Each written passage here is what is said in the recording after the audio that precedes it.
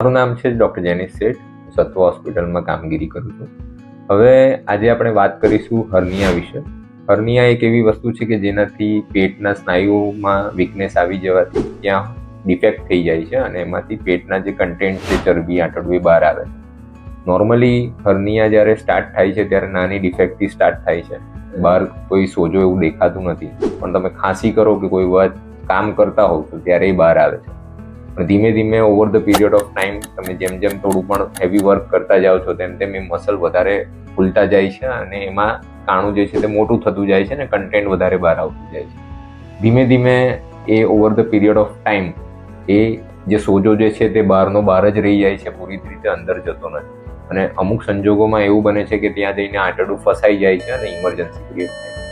એટલે જ્યારે પણ હર્નિયા ડેવલપ થાય છે ત્યારે તમે તમારી નજીકના કોઈ પણ સર્જનને બતાવો અને એનું તરત નિદાન કરાવો.